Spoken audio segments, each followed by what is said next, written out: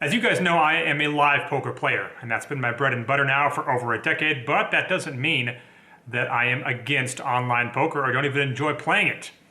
And that is why I'm pleased to announce that PP Poker has partnered with this vlog. Now, anyone can be a poker lover, that's their saying, and they've proven it to be true because it gives you the ability to play poker wherever you are. And that's one of the things that I really like about the app. Now, right now, as you can see, I'm just hanging out at the house, but there's a number of places where I could be, where I'm obviously not in a live poker game, and I wouldn't be opposed to essentially brushing up on my skills at that time. And that is what PP Poker has allowed me to do. It gives you a chance to really organize your own games, too. If you want to get a home game together with friends, you want to play against certain people and have fun, you can arrange that on the PP Poker app. You can also play different variants. I admit I have not done nearly enough of that in my poker career, so this will give me a chance to learn some of the variants of poker that I haven't had the chance to do in a live setting, because honestly, live poker primarily is just No Limit Hold'em and occasionally some other games, but for the most part, you want to play the other variants, you got to go to places like this to play them. Now here's one cool thing that PP Poker is doing as well. They are giving away essentially a poker cruise and prizes. So take a look at this poster right here. There's plenty of details that you can find online regarding this, and it's definitely going to be something that you're going to want to check out as well. So if you want to experience a fun way to play poker on the go on a very slick new app, go ahead and download it and use this code right here. That will tell them that you heard about it from my vlog. I really appreciate that. You guys will have the chance to get in on that giveaway they're doing with regards to the poker cruise. PP Poker, for poker lovers, by poker lovers. I ain't choose the game chose me. I'm a champion, I need some trophies. I can drive the Checking in for the first time on this vlog, and amazingly, the first time ever from the bike. Bicycle Casino here, Bell Gardens, California. I certainly watched Live at the Bike a lot years ago, primarily when you had Bart Hansen and my boy Lyman commentating on it. Really enjoyed that. But I haven't been watching it as much lately. It's kind of funny. Tonight they're having a $50,000 buy-in game with Garrett Adelstein, Bill Klein, John Sin, main event winner, a couple others in there.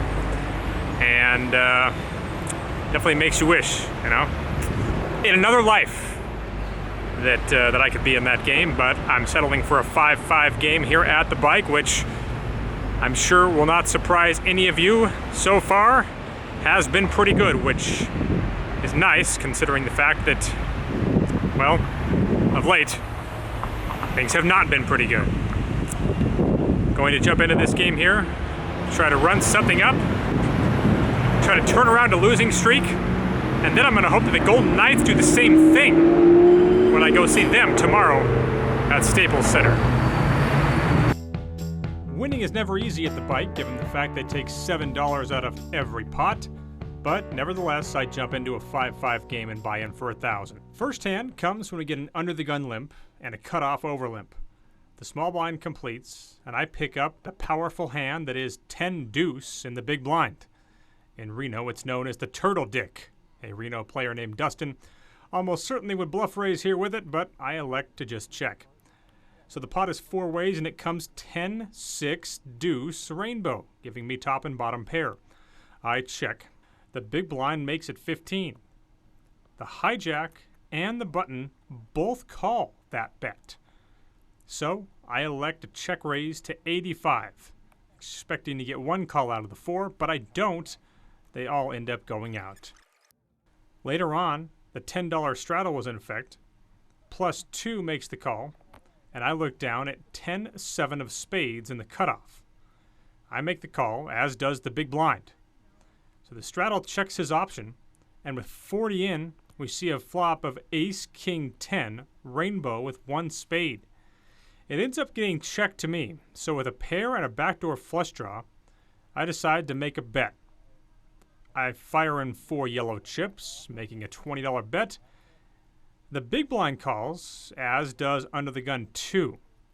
So with 80 in, the turn's an offsuit 8.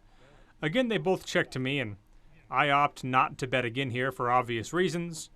The river does come a 7, giving me 2 pair. The big blind bets 75. That's almost the entire pot.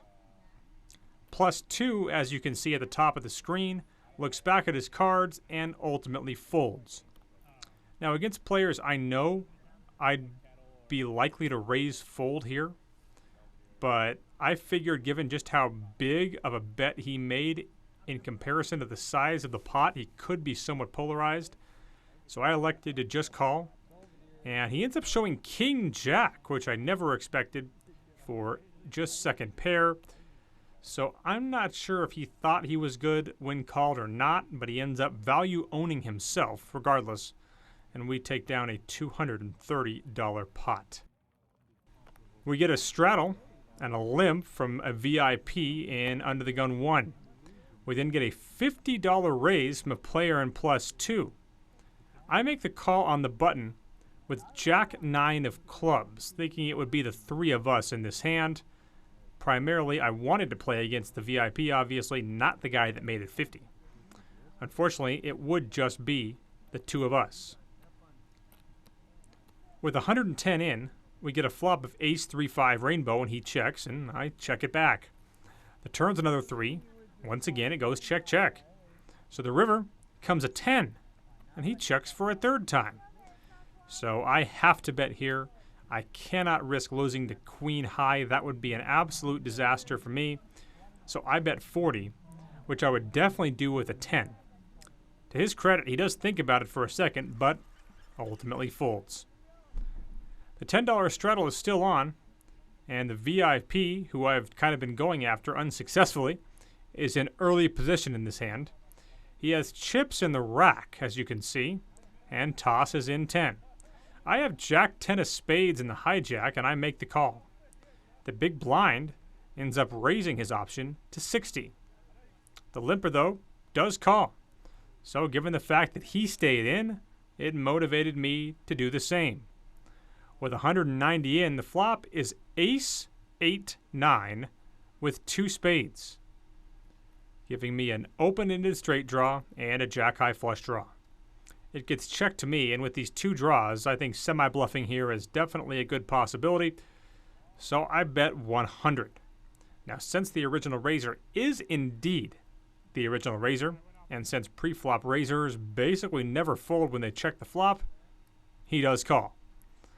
The VIP, with his chips in the rack, ends up folding. So with 390, we're heads up to a turn that comes in offsuit 6. He checks, and I thought about it here, but ultimately figured that he could be check raising with an ace, could be doing a lot of weird things, and of course I don't know him at all, which in my mind always comes into play. I elect to check it back and just hope to hit my hand on the river, which I don't. It comes in offsuit 5. So I miss a boatload of outs, and he leads out for 200 here, leading to my obvious fold. All I could do was wonder if my second barrel on the turn would have worked. Later on, I switch seats, and the hijack raises to 15. I look at queen 9 of clubs in the cutoff and make the call, though I don't think folding this hand is a bad play at all. The button calls as well, as does the blinds. So with 75 in, the flop comes 9-9 deuce rainbow. The small blind then surprisingly donk leads for 35, and the original raiser calls pretty quickly. Now this is a guy that I want to keep in the hand, the guy who just made that call. So with that in mind, I elect to smooth call this flop. With 180 in, the turn is a 4. The small blind now bets 120. The hijack, the guy who I want to keep in there, definitely thinks about it, hemming and hawing, before finally going out. So now I think I have a pretty clear-cut raise, but I don't want to get too greedy with it. He could have all of the weaker 9s, donk leading that flop. I elect to make it 250, which I think is a good amount. And he thinks about it for only a quick second and calls. So with 680 in the pot, the river is a really interesting card. It's a 9, giving me quad 9s, and he checks. So it definitely presents an interesting spot for me. What does he have here? Now at this point, we're only playing about 550 effective, given how much money I have left, with him having me covered. I hate just jamming all in these spots when you have the nuts. I feel like you're just going to get a lot of folds. I love to leave myself just a little bit of money behind because I feel it makes you look a lot weaker and you'll get looked up lighter. Kind of signaling to your opponent that you don't want to go broke here. But of course, it's really hard to put him on a hand here, given the fact that he donk led a 9-9 deuce flop. And we know, obviously, he doesn't have a 9. So what is he betting? I settle on a sizing of 400, hoping he has a hand like pocket 8s or something along those lines. He snap calls. So we have a $1,480 pot that obviously we're winning. I show my hand, and he mucks. He later went on to say that he had pocket 4s for a turned full house, which would mean that he pulled off the hat trick, if you're asking me, playing the flop, turn, and river all wrong. I don't like donk leading the flop in that spot. I don't like not raising the turn in that spot. And I hate snap calling the river in that spot. Now, he never showed the hand. And in cases like this, when players get insanely unlucky, they always show the hand. So for that and several other reasons, I don't believe that he actually had pocket 4s. Either way, I did not pick up too many good hands after that. In just under 5 hours of play at the bike, I never had aces, kings, queens, jacks, or even ace-king once. I had 10s one time and lost a pretty good size pot. Not the best day for me, but thanks to that one hand with the quads, I still managed to book a $200 win, which, given that my game wasn't the best, I will not complain about. So I only got that one session of poker in on the trip. The next day was devoted to just a vacation day. I stayed with my wife and a couple of friends of ours in Koreatown and ended up going to Staples Center, which wasn't far from there for the first time. I'd never been and always wanted to go.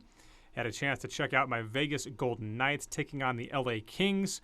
Love watching the Golden Knights play no matter where I'm watching them. Unfortunately, we caught them on a bad day as they dropped the game to the LA Kings. One I really felt they should have won, given how bad the LA Kings are this year and how much talent the Golden Knights have on their team.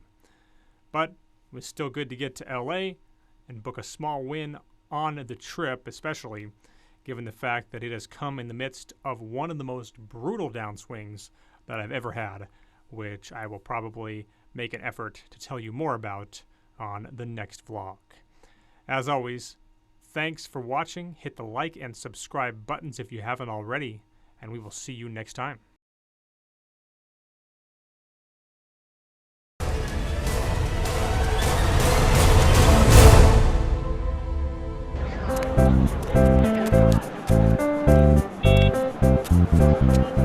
Oh!